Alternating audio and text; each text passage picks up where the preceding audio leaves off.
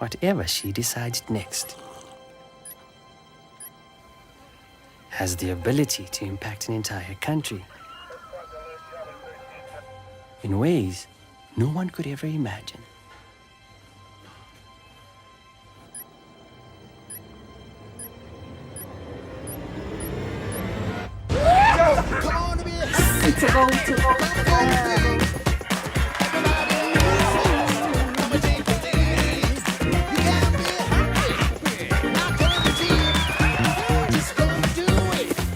Buying Team Namibia is a choice you make for us, not just for you. Join the 2.5 million strong team that grows stronger with every single Team Namibia purchase. Team Namibia. Together, our future is brighter.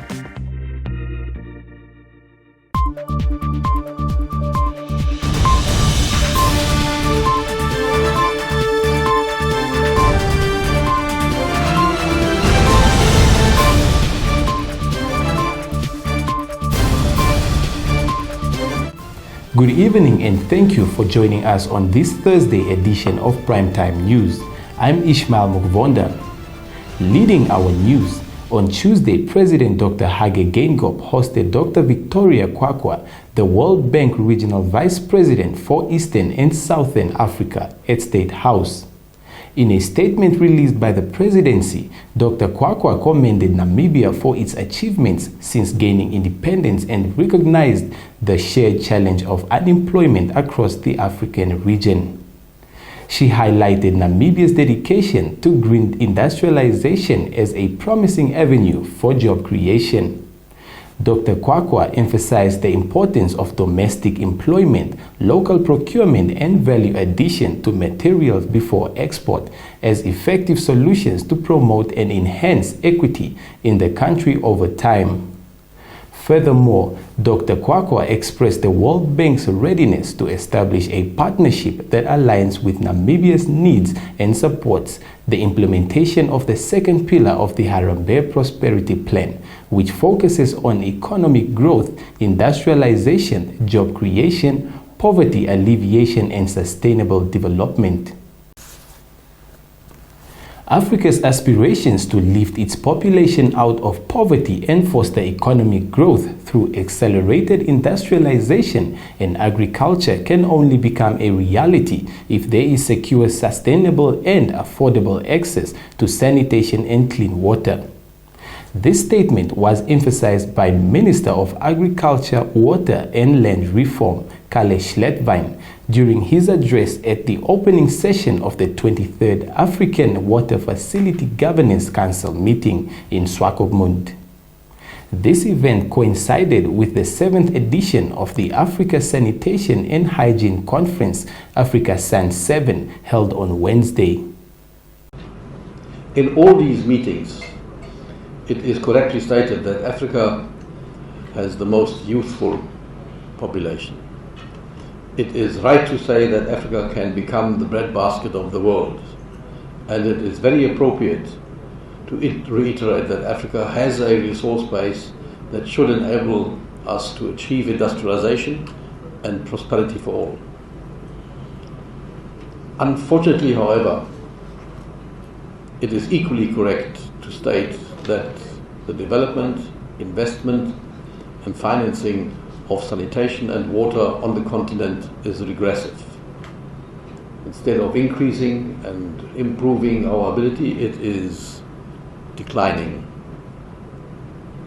And therefore, ladies and gentlemen, we must be very clear about the fact that Africa's ambition to elevate her population out of poverty towards prosperity through accelerated industrialization and agricultural development will be transformed into actionable progress only, and the stress is on only if the basic enablers like sanitation and water is available securely, sustainably and affordably. Moses Machai, the Chief Executive Officer of the City of Windhoek, emphasized that the municipality is unable to provide land for free. However, he pointed out that it would be more feasible to offer land at a reduced cost if the government could provide subsidies for land servicing. Machai made these comments during a meeting with McHenry Venani, the leader of the official opposition, on Monday. He also highlighted the city's ongoing challenge of delivering serviced land to residents due to financial constraints. Chief Executive Officer of the City of Windhoek, Moses Machai, could not agree with Venani's suggestion for the municipality to give land to the people who had not been living in the informal settlements. During a courtesy call to the municipality leadership, including Windhoek Mayor Joseph Wapingene, Venani asked whether the city could give out land at no cost to people in the informal settlements to build houses. Venani, the leader of the Popular Democratic Movement, expressed his worry about the slow delivery of land. He noted that one solution is for the government to subsidize the servicing of land in urban areas. Machai noted that land cannot be given away for free in urban setting due to the input costs associated with putting up essential infrastructure, including sewage and water systems. However, he supports Venani's call for the government to assist local authorities with land delivery. Perhaps we need cross-subsidization from the central government on infrastructure development. It will make land more cheaper, he said. Reporting for Primetime News, Jekonia Nehemia. A tragic road accident outside the Kalfveld settlement in the Otjozondjupa region claimed the life of a 51-year-old woman on Monday.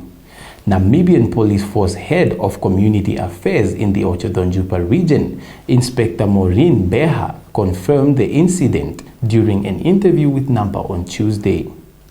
The victim was identified by her relatives as Romanta Lizelle Nanusis.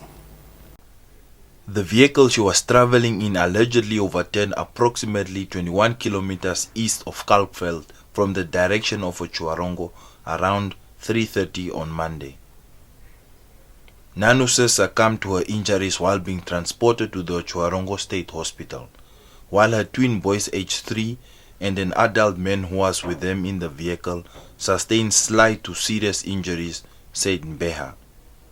The 3 survivors were taken to the Otjoarongo State Hospital in a stable condition, Mbeha said.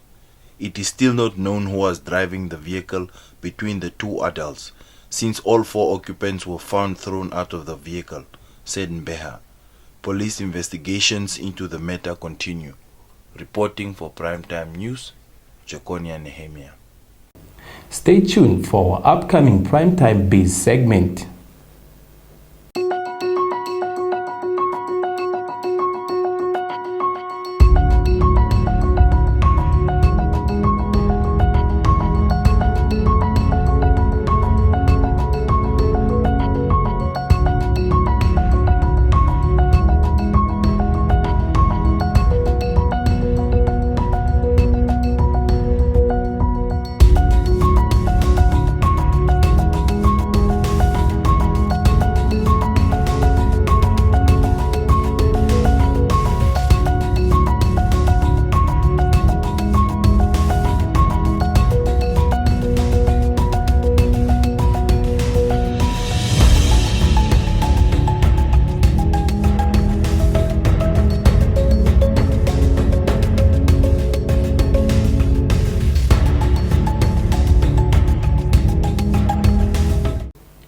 Welcome to Primetime Biz, your go-to source for all things related to business.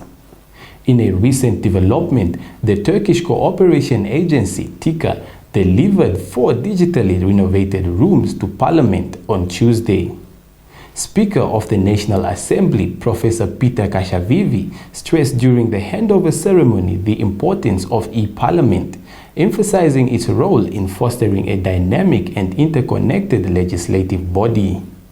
To connect and represent our people with an increased capacity in terms of efficiency and transparency. So these things don't come easy. You need resources to be able to do that. And it is in this aspect that we thank TICA and the government of Turkey and our friends who have responded to us positively to assist us to do precisely that. The essence of e-Parliament lies in creating a parliament that is as dynamic, interconnected as we move around the world. And particularly the pandemic that have gone through the rest of the world have taught us to prepare for the day when we can meet and adapt to conditions that permit us to be able to serve the country through Parliament by not stopping but using technology to assist us to do what we can do now. We can connect with the rest of the world while sitting here and talking and communicating with the rest of the world. We can also connect by using the different parliamentary standing rooms that we have and be able to function as efficiently as possible. It is about building a digitally enabled infrastructure that support our core functions of lawmaking, oversight, and representation. And I think we cannot but simply say a big thank you to Turkey for having helped us to do precisely that.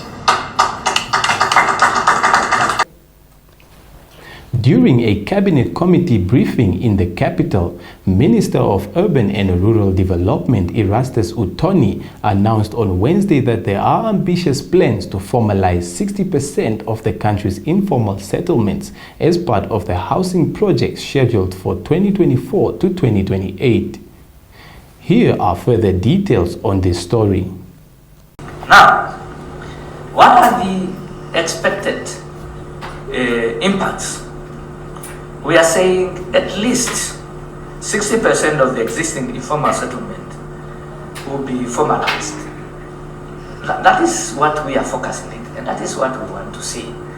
You know Windhoek, for example, there are a lot of informal settlements. And now when we are talking about 60%, it's not only Windhoek. We are talking about the informal settlement countrywide, and that is the expected impact that we want to see, all of us.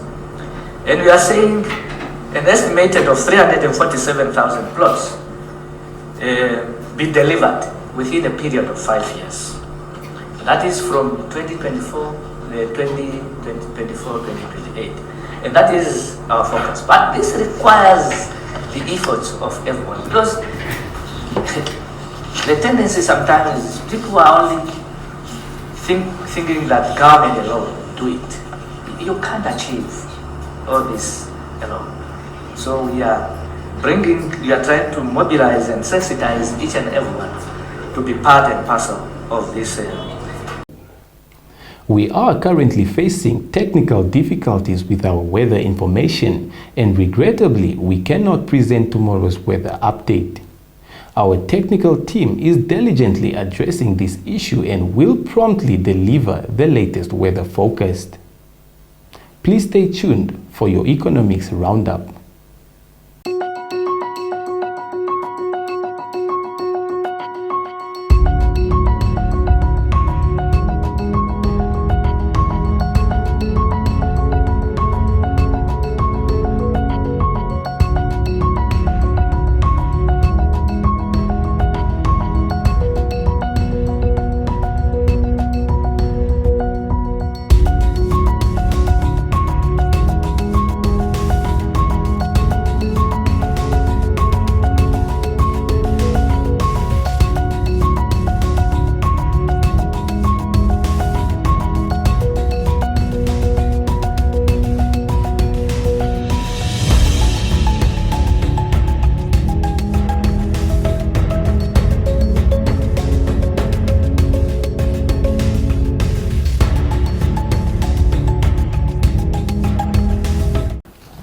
Welcome to Sport Planet, where we dive into all things sport.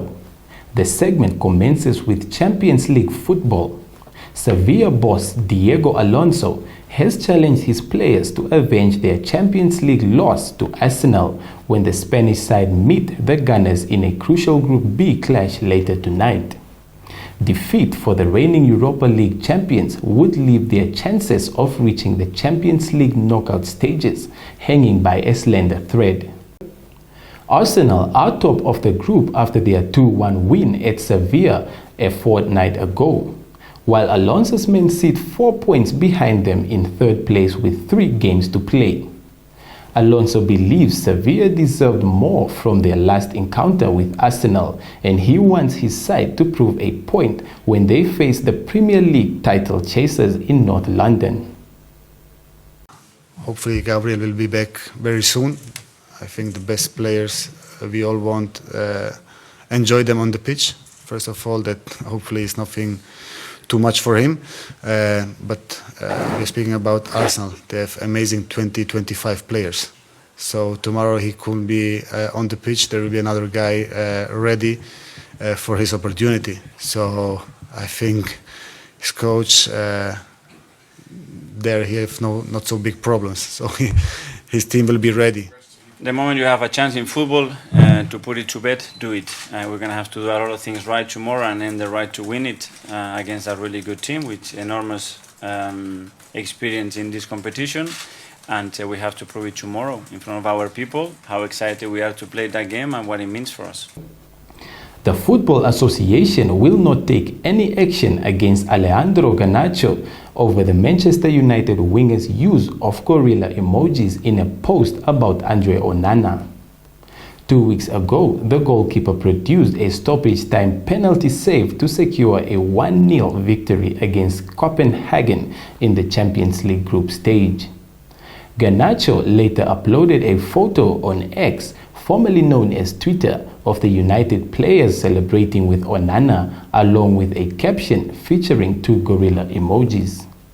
The post was quickly deleted, and the Cameroon international defended his teammate, whom he said was trying to express power and strength, and added, "This matter should go no further."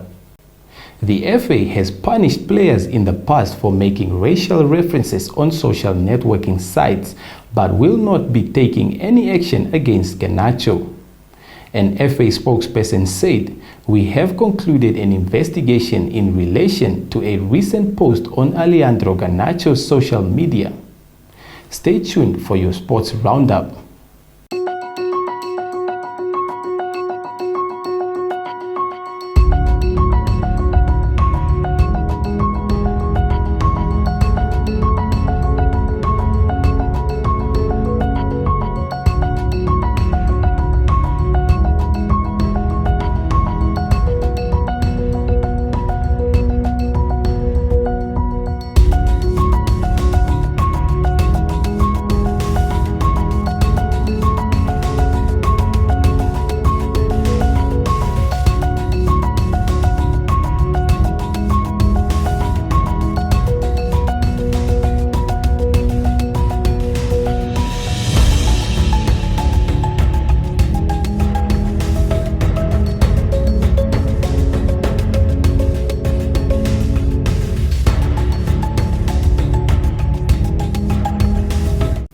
On that note, we've come to the end of tonight's broadcast.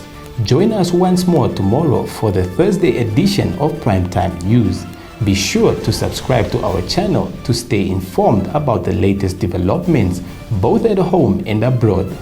Until then, this is Ishmael Mukvonda along with our dedicated production team bidding you a restful evening. Good night.